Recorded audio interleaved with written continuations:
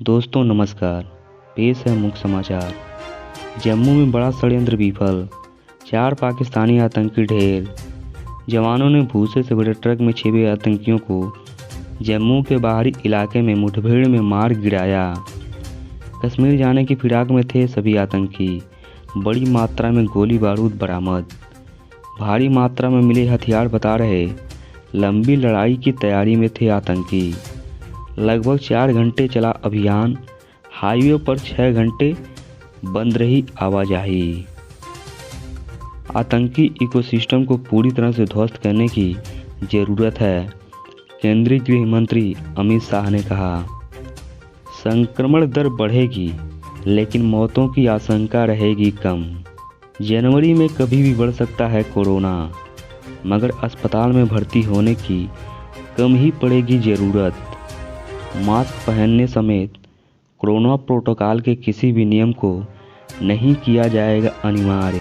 BF7 variant से संक्रमित लोगों में दिख सकते हैं बुखार, बदन दर्द जैसे सामान्य लक्षण। उत्तर प्रदेश निकाय चुनाव में OBC आरक्षण के लिए आयोग गठित। स्थानीय निकाय चुनावों में अन्य पिछड़ा वर्ग का आरक्षण तय करने के लिए उत्तर प्रदेश सरकार ने बुधवार को पिछड़ा वर्ग आयोग का गठन कर दिया। आयोग का कार्यकाल 6 माह का होगा। इलाहाबाद हाईकोर्ट के सेवानिवृत्त न्यायमूर्ति राम अवतार सिंह को आयोग का अध्यक्ष नामित किया गया है। आयोग सुप्रीम कोर्ट की गाइडलाइन के तहत प्रदेश में OBC के आरक्षण की स्थिति तय करेगा। दिल्ली में यमुना पर बनेगा रबर का बांध। दिल्ली में यमुना नदी पर रबर का बांध बनाया जाएगा। इस बांध के जरिए न केवल भू जल स्तर में सुधार किया जाएगा, बल्कि राजधानी की पेयजल किल्लत को भी दूर की जा सकेगी। उपराज्यपाल BK सक्सेना की ओर से बाढ़ नियंत्रण एवं सिंचाई विभाग को यह बांध बनाने की प्रक्रिया आगे बढ़ाने के निर्देश जारी किए जा चुके हैं। इसी साल सितंबर में बिहार में रबर का बांध बनाया गया है, जो कि सबसे बड़ा बांध है। दिल्ली NCR में 1 जनवरी से स्वीकृत ईंधन का ही प्रयोग किया जाएगा। दिल्ली NCR में प्रदूषण नियंत्रण के लिए 1 जनवरी 2023 से कोयला, LDO यानी कि लाइट डीजल ऑयल और नेफ्था का इस्तेमाल पूरी तरह प्रतिबंधित हो जाएगा। इसके बाद दिल्ली में वायु गुणवत्ता प्रबंधन आयोग द्वारा जून 2022 से स्वीकृत 12 तरह के ईंधन का ही इस्तेमाल हो सकेगा। 8 महीने में घटाया 45 किलो वजन, जितेंद्र मनी बने स्मार्ट कॉप। विभिन्न बीमारियों से जूझ रहे दिल्ली मेट्रो में तैनात पुलिस उपायुक्त जितेंद्र मनी ने 8 महीने पहले वजन को कम करने का संकल्प लिया और आज वह अपना 45 किलो वजन कम कर चुके हैं। केंद्रीय गृह मंत्री अमित शाह ने जम्मू कश्मीर में आतंकी इकोसिस्टम को पूरी तरह से ध्वस्त करने की जरूरत पर जोर दिया है। अमित शाह ने बुधवार को नई दिल्ली में उच्च स्तरीय बैठक में जम्मू कश्मीर की स्थिति की समीक्षा की। साथ में उपराज्यपाल मनोज सिन्हा भी मौजूद थे। राजस्थान के मंत्री बोले, पर्चा लीक होना हमारी सरकार की विफलता। राजस्थान के ग्रामीण विकास राज्य मंत्री राजेंद्र सिंह गूढ़ा ने वरिष्ठ अध्यापक भर्ती परीक्षा का पेपर लीक मामले में अपने ही सरकार को निशाने पर लिया है। गूढ़ा ने कहा कि पर्चा लीक होना सरकार की विफलता है। सड़क हादसों की संख्या तो घटी लेकिन बढ़ गई मौतें। मार्ग दुर्घटनाओं पर नियंत्रण और लोगों की जान बचाने के मामले में कुछ सकारात्मक संकेत उभरे हैं, लेकिन इन्हें आधा करने का लक्ष्य अभी भी दूर नजर आ रहा है। केंद्रीय सड़क परिवहन एवं राजमार्ग मंत्रालय ने बुधवार को 2021 में मार्ग दुर्घटनाओं से संबंधित रिपोर्ट जारी कर दी है, जो देश में सड़क सुरक्षा की बुनियादी तस्वीर को सामने लाती है। रिपोर्ट के मुताबिक पिछले साल 4,12,432 मार्ग दुर्घटनाएं हुई, जिनमें 1,53,972 लोगों को अपनी जान गंवानी पड़ी, जबकि 3,84,448 लोग घायल हुए। 2020 में दुर्घटनाओं, मृत्यु और घायलों की संख्या में खासी गिरावट आई थी, लेकिन यह मुख्य रूप से कोरोना महामारी के दौरान पूरे देश में लगाए गए लॉकडाउन के कारण थमी गतिविधियों की देन थी। इस लिहाज से 2019 के मुकाबले 2021 में तमाम प्रमुख संकेतों पर हालात बेहतर होते नजर आ रहे हैं। इन 2 वर्षों की तुलना करें तो 2021 में 2019 के मुकाबले दुर्घटनाएं 8.1% कम हुई हैं। 3 करोड़ रेल यात्रियों का डाटा हैक, उन्हें डार्क वेब पर बिक्री के लिए रखा। भारतीय रेल के करीब 3 करोड़ यात्रियों का डाटा हैक कर लिया गया है और उन्हें डार्क वेब पर बिक्री के लिए रखा गया है। ये डाटा उन यात्रियों की है जो भारतीय रेलवे के पोर्टल से टिकट बुक कराते हैं। कोचर दंपति एवं धूत की सीबीआई हिरासत 29 दिसंबर तक बढ़ी। आईसीआईसीआई बैंक ऋण घोटाले में इसी बैंक की पूर्व सीईओ चंदा कोचर, उनके पति दीपक कोचर एवं वीडियोकॉन समूह के चेयरमैन वेणुगोपाल धूत को सीबीआई हिरासत गुरुवार तक बढ़ा दी गई है। समाज को नफरत से बांट रही भाजपा सरकार। कांग्रेस के 138वें स्थापना दिवस पर खड़गे का सरकार पर हमला।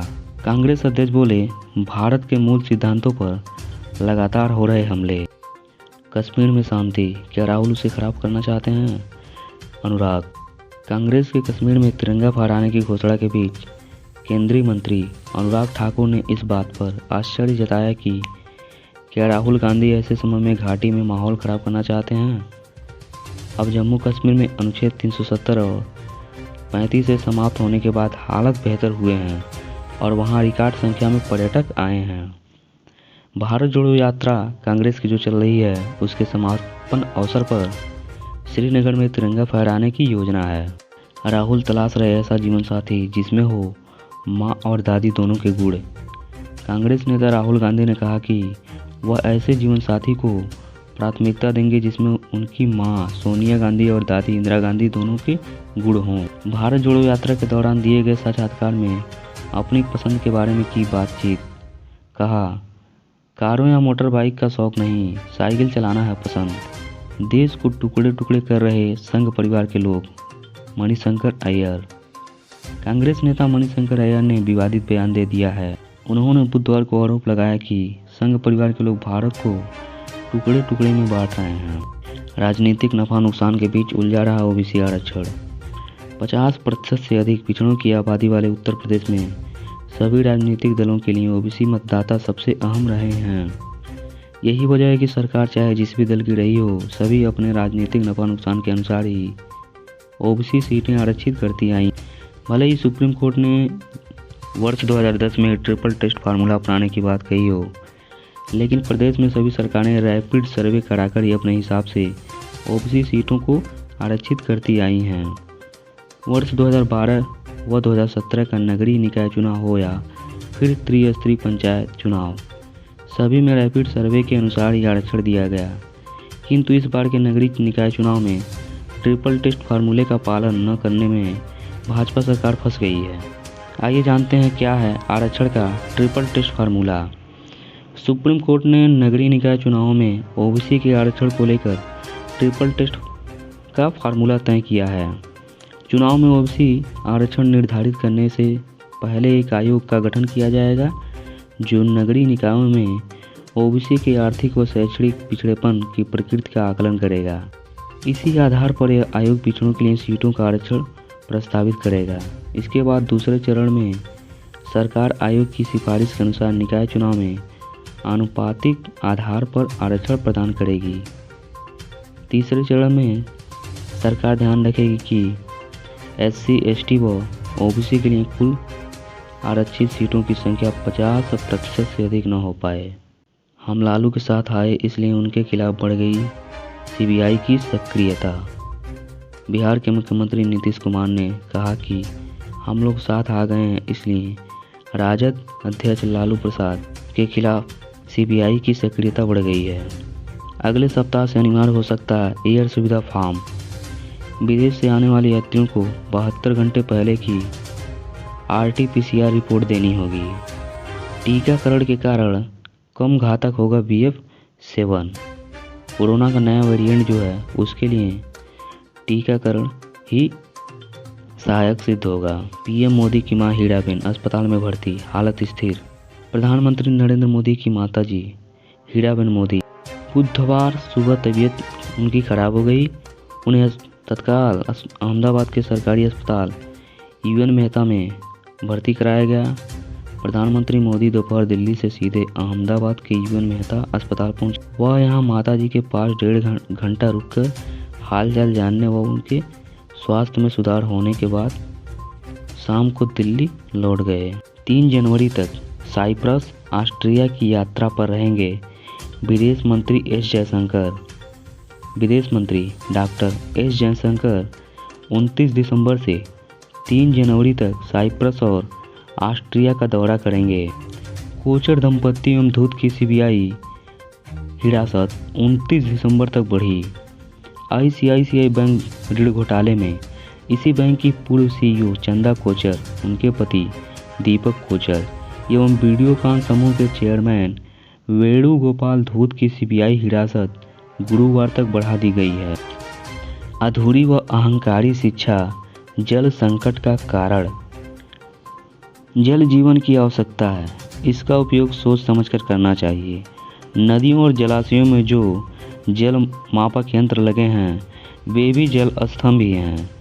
महाकाल के आंगन में यह जल स्तंभ इसलिए स्थापित किया गया है कि आप महाकाल के साथ नित्य जल स्तंभ का भी दर्शन करें और चिंतन भी करें कि मेरे द्वारा जल का अपव्यय तो नहीं हो रहा है। यह बात राष्ट्रीय स्वयंसेवक संघ आरएसएस के सरसंचालक डॉक्टर मोहन भागवत ने 11 फीट ऊंचे जल स्तंभ का अनावरण करते हुए बुधवार को कहा। कंगना ने तुनिसा की मौत को बताया हत्या। बॉलीवुड अभिनेत्री कंगना रनौत ने तुनिसा शर्मा की मौत को हत्या बताया है। उन्होंने प्रधानमंत्री नरेंद्र मोदी से महिलाओं की सुरक्षा के लिए कड़े कानून बनाने की अपील की है। झारखंड की अभिनेत्री रिया की हावड़ा में गोली मारकर हत्या। झारखंड की क्षेत्रीय फिल्मों और एल्बम में काम करने वाली 22 वर्षीय अभिनेत्री रिया कुमारी उर्फ ईसा आलिया को बुधवार सुबह बंगाल के हावड़ा में गोली मारकर हत्या कर दी गई। चटक रहे ताजमहल के पत्थर। विश्व धरोहर ताजमहल के ध्वल संगमरमरी पत्थर चटकने लगे हैं।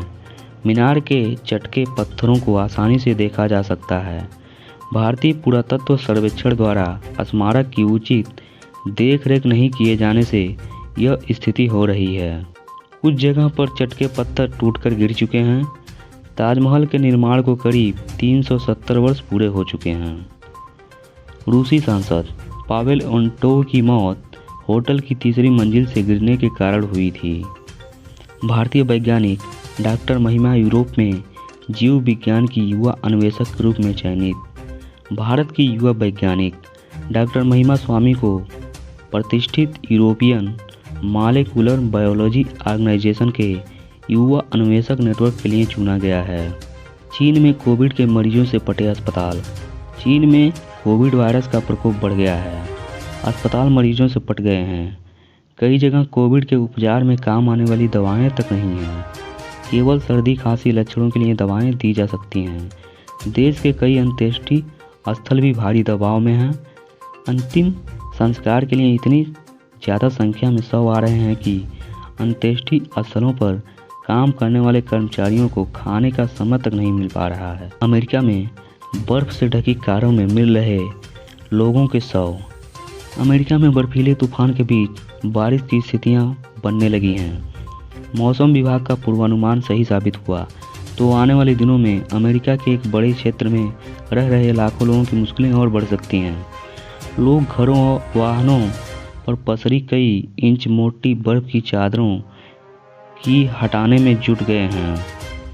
प्रशासन भी सड़कों और उनके किनारे खड़ी कारों से बर्फ हटाने का प्रयास कर रही है। कुछ जगहों पर बर्फ से ढकी कारों के भीतर से शव बरामद हुए हैं। बर्फीले तूफान के कारण अब तक कम से कम 60 लोगों की मौत हो चुकी है। तो दोस्तों, ऐसे ही डेली न्यूज़ प्राप्त करने के लिए जुड़िए हमारे साथ, सब्सक्राइब कीजिए वनियम न्यूज़ चैनल को और रहिए हर पल अपडेट। तो मिलेंगे दोस्तों कल के न्यूज़ के साथ, तब तक के लिए धन्यवाद।